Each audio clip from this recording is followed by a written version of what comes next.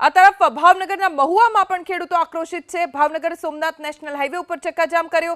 વિરોધ પ્રદર્શનમાં મોટી સંખ્યામાં ખેડૂતો ઉમટ્યા છે। ભાવનગર કે જ્યાં સૌથી વધારે ડુંગળીનું ઉત્પાદન થાય છે, મહુવામાં ખેડૂતો આક્રોશિત છે કારણ કે ડુંગળીની નિકાસ ઉપર પ્રતિબંધ સરકારે લગાવી દીધો છે। પરિણામ એ આવ્યું કે ખેડૂત જે ડુંગળી પકવે છે તેમને પોષણક્ષમ ભાવ ડુંગળીના મળતા નથી અને ખેડૂતોને 200 થી 300 રૂપિયા મણે ડુંગળીના મળી રહ્યા છે, જે તેમને પોસાય તેમ નથી। મહુવા માર્કેટ યાર્ડના ચેરમેન ઘનશ્યામભાઈ પટેલ અત્યારે જોડાઈ ગયા છે। ઘનશ્યામભાઈ, ખેડૂતો અત્યારે વિરોધ કરી રહ્યા છે, ખેડૂતોને ભાવ નથી મળ્યા એ હકીકત છે, શું સ્થિતિ અત્યારે ધરતીપુત્રોની છે? એટલે ખરેખર ખેડૂત એટલા માટે વ્યાજ આ વર્ષે ડુંગળીની જે શોર્ટેજ છે એનું કારણ છે કે એમાં પૂરતો ઉતારો નથી। વીઘા દીઠ જે 300 મણ વીઘા દીઠ આવવું જોઈએ 150-200 આવે છે। આના કારણે ભાવ ઊંચા છે। એટલે ખેડૂતને જે મળે છે એ ઠેરનો ઠેર જ છે। વિશેષમાં કે ગઈ સાલ માત્ર 70 રૂપિયા ખેડૂતોને મળ્યા છે અને અમે સરકારમાં રજૂઆત કરી। સરકારશ્રીએ કિલો દીઠ 2 રૂપિયાની સહાય પણ જાહેર કરી। આ વાસ્તવિકતા ધ્યાને લઈને આ વર્ષે જે ભાવો મળતા હતા સહજપણે વ્યાજબી હતા અને ખેડૂતોને મળવા પાત્ર હતા। હવે એમાં નિકાસબંધી થવાથી જે આપણી સૌરાષ્ટ્રની ડુંગળી કે જે સાઈઝમાં મીડિયમ હોય છે એનો લોકલ ડોમેસ્ટિક માર્કેટમાં ભાવ નથી આવતો।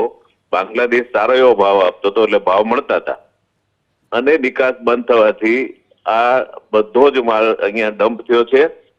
હિન્દુસ્તાનની માર્કેટોમાં એ માલની ખપત નથી એટલે ભાવ એકદમ નીચા ગયા છે।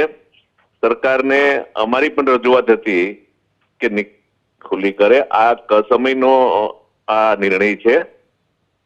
ભવિષ્યમાં સ્ટોકના સમયે ડુંગળી મોંઘી થાય ને આવું પગલું લેવાય તો કંઈક અંશે ઠીક ગણાય, પણ અત્યારે જે ડુંગળી આવે છે ખેડૂતના ઘરમાંથી, ખેડૂત ખેતરમાંથી સીધી આવે છે એટલે જે ભાવ મળે છે એ ખેડૂતને મળે છે। તો એમાં સહજ મળવા દેવા જોઈએ એવી અમારી પણ લાગણી છે। ઘનશ્યામભાઈ, આભાર એબીપી અસ્મિતા સાથે વાત કરવા માટે। ખેડૂત આગેવાન ભરતસિંહ અત્યારે આપણી સાથે જોડાઈ ગયા છે। ભરતસિંહ, ખેડૂતોની શું રણનીતિ રહેશે કારણ કે નિકાસબંધી છે, ભાવ મળી નથી રહ્યા, વિરોધ પ્રદર્શન થઈ રહ્યું છે, પણ સરકારને શું રજૂઆત? બેનો આપના એબીપી અભિયાનનો માધ્યમથી હું જવાબદારી પૂર્વક કહું છું કે આ જે નિકાસબંધી કરવામાં આવી છે અને અમારો 10મી કલાકે જ વિરોધ હતો કે આ સરકારે જે નિર્ણય લીધો છે એ અયોગ્ય છે અને વ્યાજબી નથી અને ખેડૂત વિરોધી છે।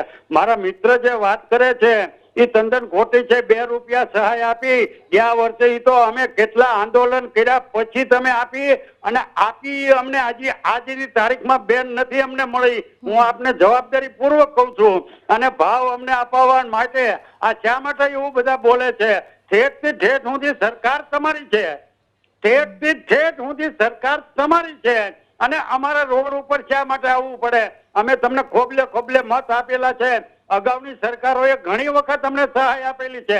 જયારે ચોટાલા આજથી 35 વર્ષ પહેલી કૃષિ મંત્રી હતા ત્યારે ડુંગળીના 3 રૂપિયા થઈ ગયા અને અમે રજૂઆત કરી એટલે તરત એને 14 રૂપિયા કરી દીધા। એના અમારા મિત્ર સાક્ષી છે। ત્યાર પછી 15 રૂપિયા થઈ ગયા અને 75 રૂપિયા સરકારે કરી દીધા। એના અમારા મિત્ર સાક્ષી છે। અને તમે શા માટે અમને ખેડૂતોને ઉલ્લુ બનાવો છો? અત્યારે અમને ભાવ મળવા જોવે, એમાં 600 કે 800 રૂપિયા મળે। બેન, હું આપના માધ્યમથી જવાબદારી પૂર્વક કહું છું, મારા મિત્ર ભલે સરકાર સાંભળે કે અમને જો 1000 રૂપિયા ડુંગળીના મળે તો ગુજરાતનો કે દેશનો એક પણ ખેડૂત કરોડપતિ તો શું લાખપતિ નથી થવાનો। તો આ તો ચક્કા જામ કર્યું છે પણ અમે ક્યાંય કોઈને નીકળવા નહીં દઈએ। હવે અમારી વેદના છે, આ અમારો આક્રોશ છે। અમને અત્યારે 1 વીઘે 30,000 રૂપિયાની ખોટ જાય છે। આ બધી જે વાતો કરે છે ને, હું એને જવાબદારી પૂર્વક આંકડા સહિત બતાવવા તૈયાર છું। ભરતસિંહ, આભાર એબીપી અસ્મિતા સાથે વાત કરવા માટે। તો ખેડૂતો પોતાની વેદના સાથે, રોષ સાથે રસ્તા ઉપર ઉતર્યા છે।